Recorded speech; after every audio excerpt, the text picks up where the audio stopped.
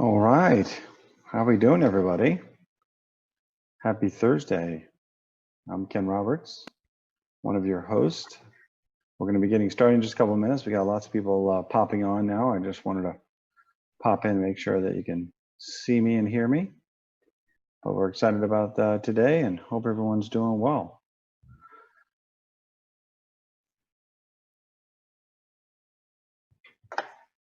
I've got a few questions coming in already too, which is great. So, hello everyone. I'm Nadia Roberts. I know Ken's waiting for, like you said, a few more people. Yeah, we're going to wait till we'll give it to about maybe 3 or so minutes after start time. So about 12:33, we'll get started. But we're super excited. We hope wherever you are. We know that we have people from all over country popping on, so we're super excited and we hope everyone is doing well. It's a hot, muggy day here in Florida. I'm not sure where you're at, but we are expecting our first summer storm of our lovely Florida hurricane season. That's what we So, need.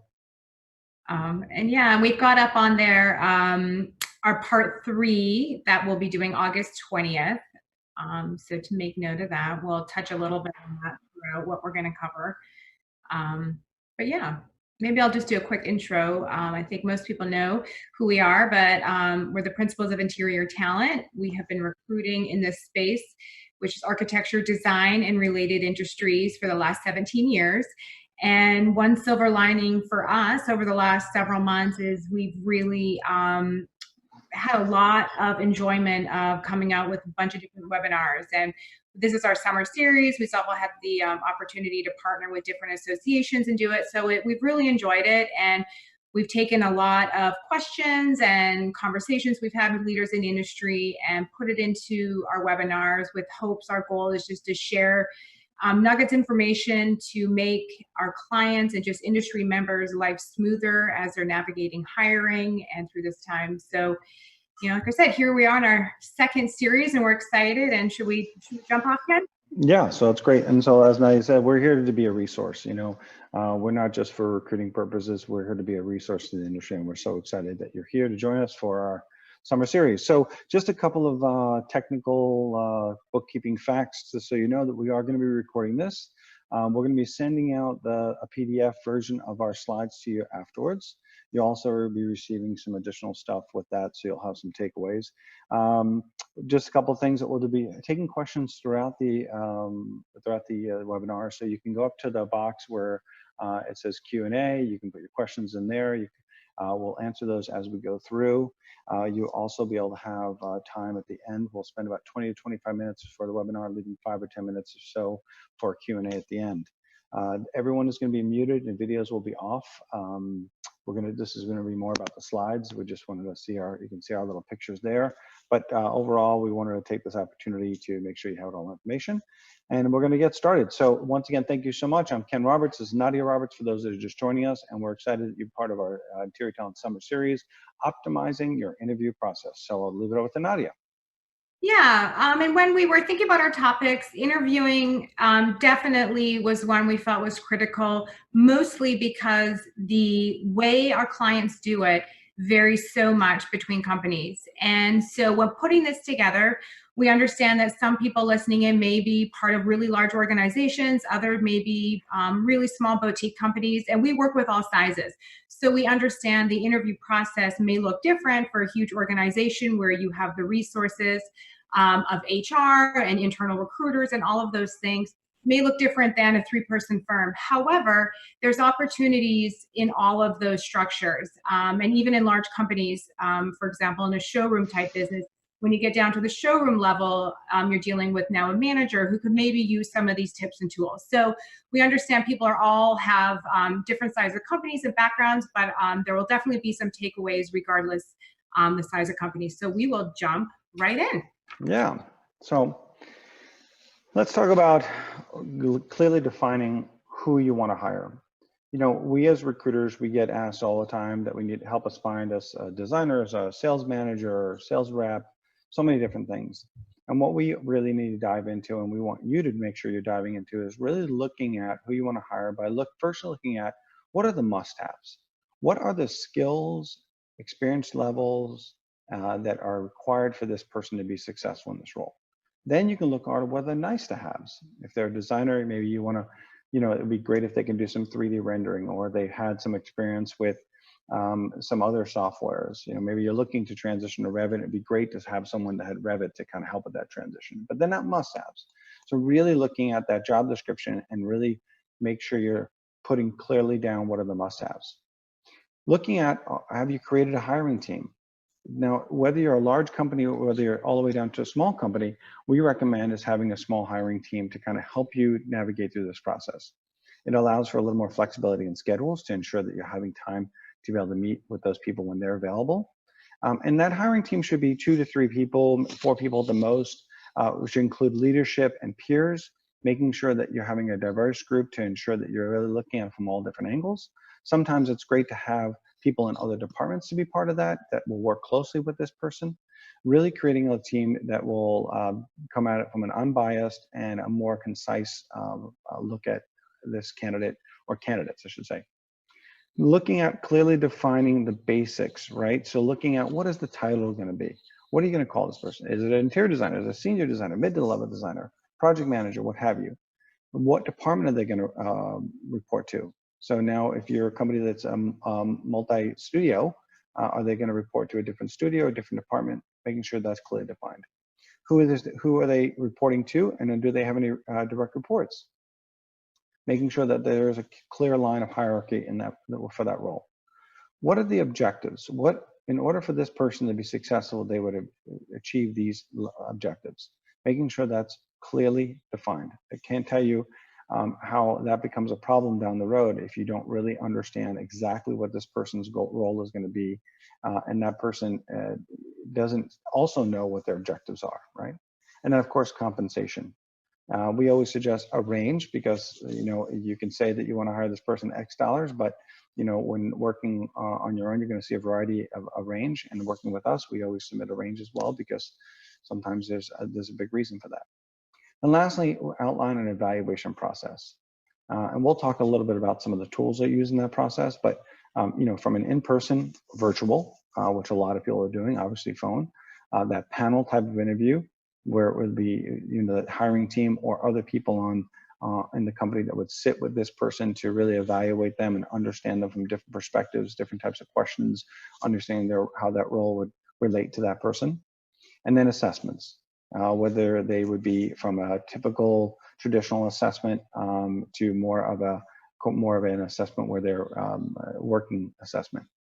And we'll get into those as well. But this is really important. You can't get to the finish line till you know exactly where you're starting, right? So you need to make sure you have a clearly defined who are you hiring.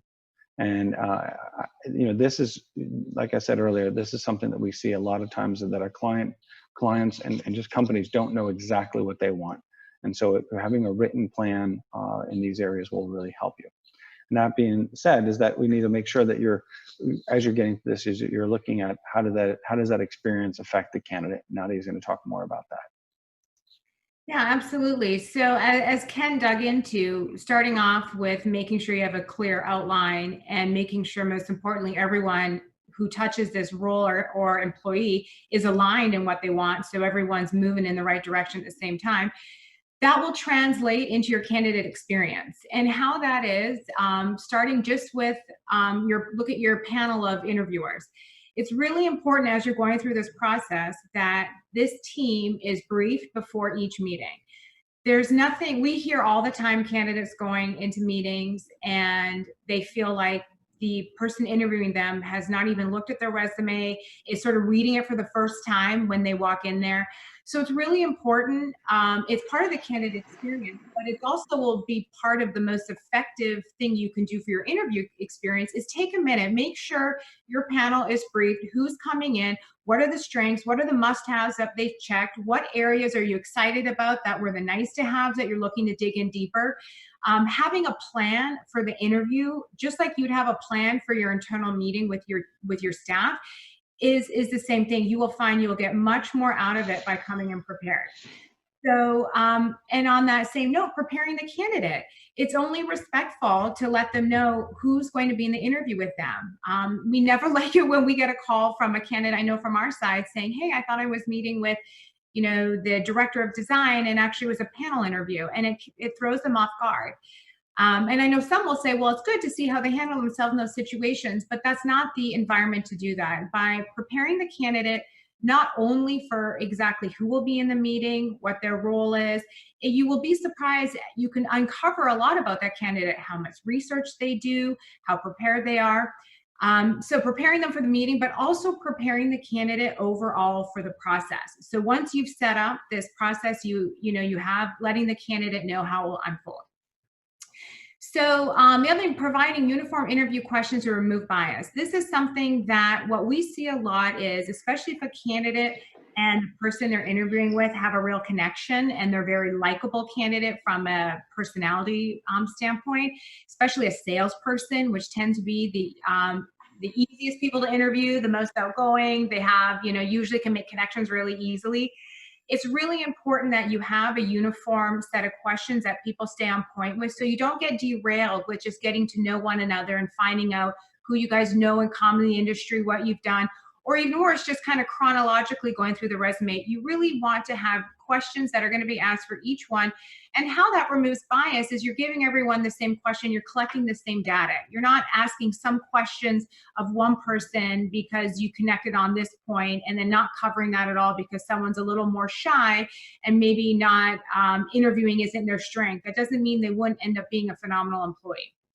And then timely feedback, that's really important as part of the experience. I would say, and Ken, you can tell me if you agree, but I would say the number one thing we hear from candidates from a frustrating standpoint is they didn't get any feedback. They have no idea where they stand. They don't even know if they're in contention anymore. So by just being respectful, and even if you have no news, a quick note saying you're still going through first round of interviews, you're really interested, please be patient, just some sort of thing. But on the flip side, understanding that momentum is what moves through the process and allows you not to lose really great candidates. So you have to sort of juggle those two of timely feedback and creating some momentum through your interview process. And all of these, and what the good news is that if you're interviewing 4 or 5 people, only one's going to get the job. You want those 4 other people to walk away saying, wow, that was positive. I enjoyed that experience. Those are good people. So. It's so true, Nadia. That is one of the biggest things that we see is that there's no feedback, and I can't tell you how many deals, or great candidates are lost through the process because they don't get feedback, they don't know where they stand, and even in this time, this is one thing that we're seeing is that people think that with this unemployment and with everything is COVID and everything going on with COVID, that they're concerned that, well, you know what, I'll just take my time. I can take my time. And I have to be honest with you folks that we're seeing that as a really detriment to the process, is that a lot of great companies are losing very good candidates in the process because they're dragging their feet thinking they have time. And we're not saying to rush the process, but to keep the momentum going, as Nadia mentioned, is crucial to the process. Whether it's now or during other times, it's just out of respect and out of process, but it's also good for your team, your hiring team, to ensure that they know exactly what's happening and that they're staying on top of things with that specific feedback. So, yeah. Yeah, absolutely. And so I wanted to, and the next one, we're going to dig a little bit more into the bias and removing them. And this is really important for a couple of reasons. I think we all can agree this innately, even people who are trained, human resource professionals, et cetera, there still comes in a bias when you're meeting someone or you're reading through something. So there are some tools that we've seen to help try and remove that, and why it's important. And this isn't a topic which is a very relevant and important topic in diversity and inclusion. This is talking more from this standpoint as something that can be implemented for just not losing out on great people because you don't interview them correctly. And you make assumptions, or you're drawn more towards someone that you connect with better. So a couple things that you can do is we say your unbiased and systematic resume review. And what this means, it's really simple. If you get it, especially the person who's on the front lines of your resume review and they're incoming, is making sure that you are very clear with that person. And this is going back to what Ken talks about, the must-haves, making sure every single person gets an opportunity for a screen if they have the must-haves. Now, if you are lucky to be in a situation where you have a surplus, which, you know, in our industry, we haven't seen that for a while, but then maybe you can look at some of the nice to haves and then add in that bucket. But it's really important people are not making or passing judgment or bias based on other factors of the resumes. They know that they're just looking for the facts. Do they have these critical things we need? Secondly, is going back to what I mentioned, following a defined list of interview questions. This is so your entire panel understands what needs to be accomplished. They're not going on tangents. They're also not ill prepared for the meeting. They know what they need to accomplish, and how that helps to remove bias is every candidate coming through your process is getting the opportunity to answer the same questions and all showcase their skill level equally, versus, hey, I was a referral from so-and-so, or, you know, we work together. So you're not even digging in because you think that you already know them or they come from the right company, so they must be good. Each candidate needs to be given the same process. Give a work sample test or project, and Ken's going to dig into a little bit more of that. But what I will say while we're putting that there is, once again, it's going through a structured process. It's creating opportunities for the candidate to actually show you what they can do, walk you through experience they have, versus you just assuming they're good because they came out of this great firm, or you think their projects are great, or they've thrown some huge sales numbers at you that they've accomplished. It's really, once again, getting facts to back up the skill set that you need. The working interview for a half or full day, anybody that was on our last webinar, we're a big fan of that. Any way that you can have someone remove them out of the, you know, one across from each other or panel kind of interview, and get them a little bit more into what it would be like in your environment, let them relax a bit and showcase their skills. For the good, for the bad, you may even find someone that was your front runner comes for a working day, and by lunch, you're like, wow, this person will not work out. I really thought they had more to their skill set than they do. So on either side, it can be a real indicator of a fit and really digging in deeper. And this last one, this is something that, you know, it's an interesting thing. So give a likability score. What that is asking the people in your panel interview at the end of it, and it's not based on anything, just strictly, do you like them? Did you connect? Were they the type of person you just, you know, the time flew by, you just wish you could do more? And putting that score 1 to 10. And the reason you do that is when you go back and look at your notes, if that person has a 9 or a 10, meaning the high end of the likability, it's even more important, because a lot of times if you have a high likability score, people tend to only remember the good things about that person because they connected and they overlooked any challenges. Or even more interesting, they didn't even ask them the tough questions. So by putting that down there, it will help when you're making your feedback notes, which we're going to get to. But it also puts, you know, when people say like take with a grain of salt, it also puts the person who had a low likability score. Now, I'm talking about some people just don't interview well. And some of the best people I can tell you that we've personally ever hired, or that my clients have hired, have sometimes been the one that were like the tortoise coming out of the gate. They just didn't wow anybody, but let me tell you, they ended up, once they got comfortable, being just phenomenal team members. So also with the low likability score, it allows you to sort of take away your bias of like thinking their stuff isn't that great, or their experience, and really kind of, once again, let's look at the facts. Let's not get swooned one way or the other if you just think they're a great person. So that's the likability score. And that might be new. A lot of clients and people we talk to don't do that. So now, saying that, Ken's going to jump into like, where do you use these, or assessment tools, or what is all that? I know we touched on that, so I'll let Ken take the next one. Yeah.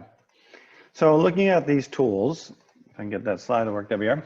Tools to assess your candidate. So when and why are we going to use them? And so there's a variety of things. And now these will work for most of everybody on the call, but maybe not for everybody. And so let me go over them a little bit. So when you look at the first screening, right?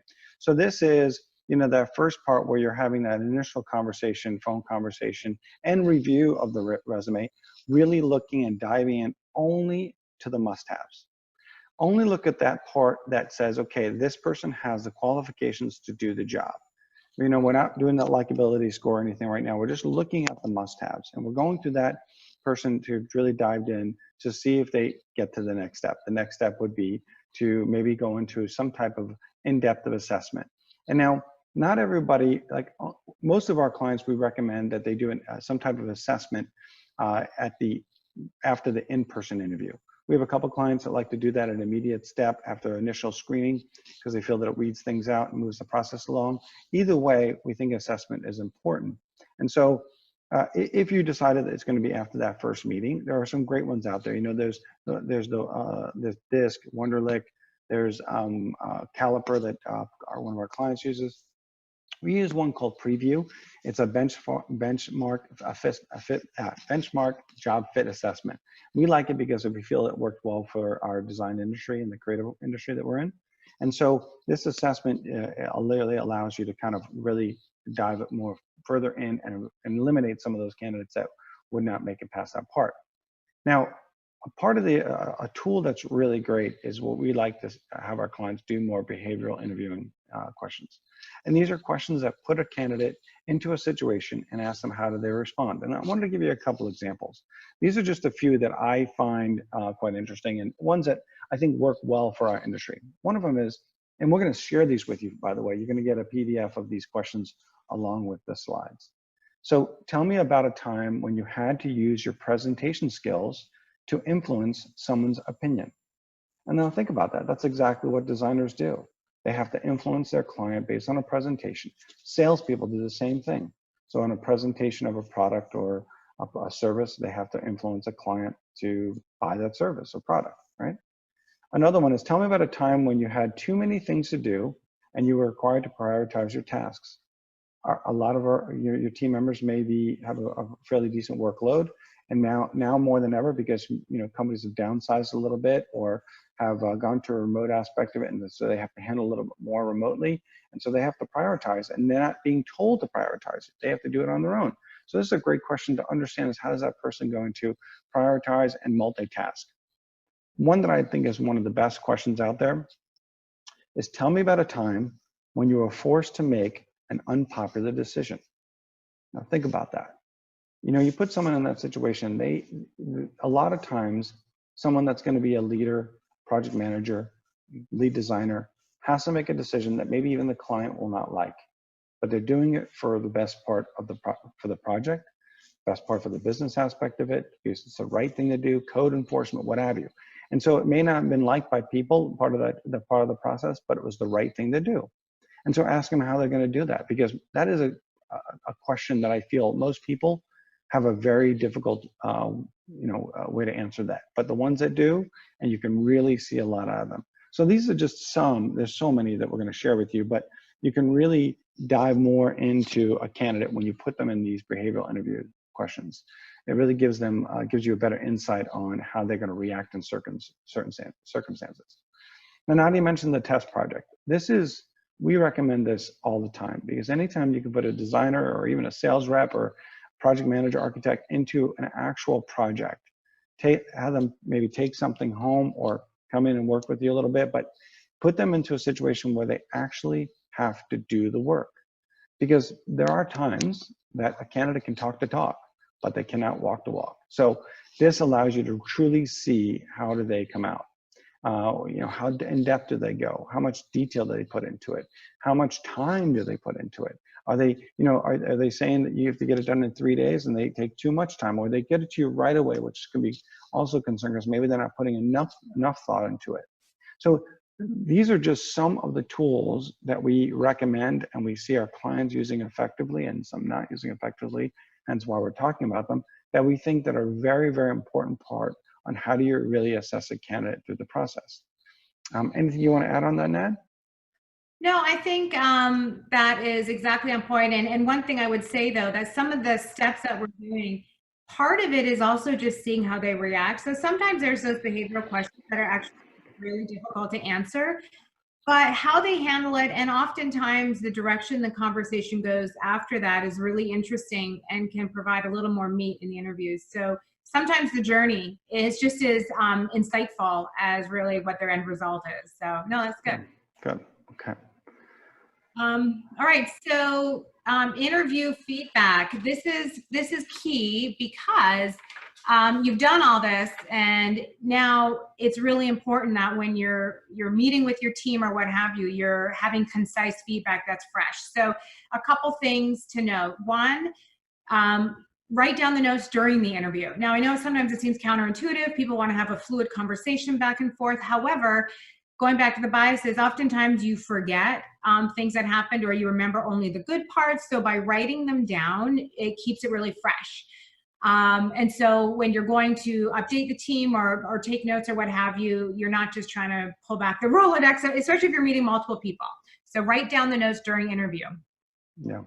And then ensure that you share your review and record your notes immediately following with your team, right? So, or the hiring manager, making sure that you're getting that scheduled part of the process. Make sure that if you're meeting from 11 to 12 with that candidate, that at 12:15 you're able to walk into your hiring manager or your team lead or your hiring team's desk and say, listen, this is the information I got from the interview. This is some of my notes. I wanted to get it all fresh. You'll be able to talk about it a little bit, but it gets that immediate, fresh feedback, which is so crucial to the process. And that will allow your team to have a better understanding because they may be the next part of the process in interviewing that particular candidate. So. Yeah, absolutely. And then supporting notes with clear examples. Basically what that is if you're making an assumption or you're getting your thoughts surrounding somebody's skill set or lack of, and you're writing it down during the meeting, you're asking the clarifying questions so you have examples to provide. So for example, if you're getting a sense that, say that one of the requirements, they have to carry a high workload, and you're in a firm or a showroom that has a really, really high workload and each person carries a lot. Well, if you're asking questions that doesn't lead you to believe, but you're not really getting clear answers, you may note that down, but you need to have questions prepared. So it goes back to being prepared for the interview so you can dig into this. So you're not just saying, well, I don't really think they carry a big workload, or I really don't think they can meet deadlines, whatever that is. You're asking the questions and asking for exact examples. So when you're sharing your notes, it's quantifying what your assessment has been. You're not filling in the blanks, because when people start filling in the blanks, they tend to miss things. So having secondary questions. So true. So, and then as we mentioned before, at the end of the process, when you're interviewing all these candidates, you need to have a point where you come together and debrief as a team. And that's why a team is important. I think that it really helps a lot. Even if you're a small company with just a few people, having different opinions and different thought process really helps in making a hiring decision. But debrief the whole team after all the other candidates have been interviewed is so important to really get a concise and detailed outlook at each candidate. How do they do on the questions? How do they do on assessments? How do they do on that likability? Really gives you a much better idea of how you're going to whittle that down to the finalists or to the candidate that you're going to hire. You know, all this feedback is super crucial to the process because you went through this whole process of really understanding of who you need to hire, going through an effective candidate experience, making sure that you're utilizing tools to effectively ask the right questions, making sure that you're assessing candidates correctly, and then doing something with all that information. And that's to really utilize it effectively and immediately to understand whether or not this is the right candidate or you need to keep searching. So, and I wanted to add in on that, Ken, and there's two other things. One, what we've seen, so let's pretend in this example, you've got 4 candidates that you interviewed and one's going to get the final position. Having really concise notes in the process of the other 3 candidates is twofold. I think the most important thing is maybe you have a spot for them, but not now. Maybe there's something down the road, or maybe they were very likable and very skilled, just not right. If you have all those exact notes, and especially from everybody, 6 months, a year down the road, something opens up, or you lose a person moves on out of your company, and that person, but then you know how you can't really remember, like, what did they do, or what did we like about them? Mm-hmm. It's all right there for you. So that's one. And secondly, I was just going to add, I know we're kind of clicking towards the end. This whole process, as we loop back around to the preparation of the employer and the preparation of the candidate, the other piece is to make sure that at the end of the process, if you do find that one person you end up hiring, think about those other 3 and making sure you're tying the loop really professionally. You're letting them down with a very positive, a thank you. When people use recruiters, that's what we do, but we hear very often from people that have on their search on their own that they didn't hear anything or they just assumed it got filled.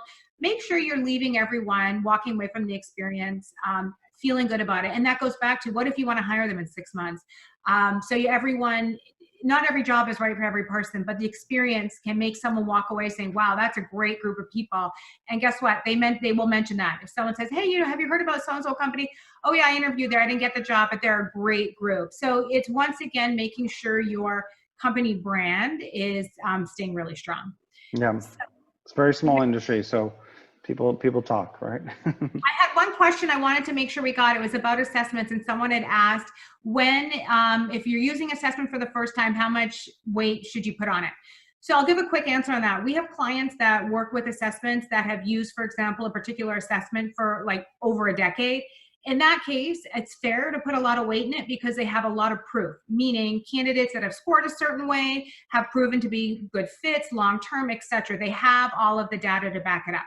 If you're newly using an assessment, you really need to use that more of an interview tool that will help you dig in deeper, and it's maybe 20% of the criteria, because you don't have the data and you maybe are just using it to, and some of them are great. You don't need to have the data. You just can find out some more insights. It allows you to create more specific behavioral questions. Super valuable, but I wouldn't say if you're brand new using it to rule everybody out because they don't score a certain way. I think you really need to understand the product and how it fits into your process. Yeah. So, thank you so much for joining us. We're at the end of our time. We really appreciate it. Please, email us any questions you may have. We're more than happy to answer those. You can email myself, Kenneth at Interior Talent, or Nadia at Interior Talent. We have our next webinar, Ned, right? On the 20th at 12:30, which is Thursday. Yeah, and I'll just 2 seconds about this. It's about this is one that we've asked a lot of people have asked us, I'm sorry, to dig into this. Maximize your employee reviews. We're going to be digging into how to do them effectively, how to use it as a tool a retention tool, how to not get taken by surprise when someone all of a sudden gives notice and you thought they were super happy. So really using your employee reviews to the maximum. So we'll dig into that. And then like Ken said before, we're going to share the slideshow. We're going to share a list of behavioral questions if you want to start incorporating that so you've got them readily available. And I think that's a wrap for. Yeah. Thank you so much, everybody. Stay safe out there. Wear a mask. Be careful. And we really appreciate you taking your lunchtime with us. And hopefully you'll join us on the 20th. Breakfast on the West Coast, your morning coffee. Yes, morning coffee. That's right. Sorry, but we see some familiar names on there, so we appreciate you taking the time, and we really thank you so much. But we wish you all the best, and we will see you. We'll see us on the 20th, hopefully. All right. Take care, everybody. Have a great one. Thank you so much. Bye.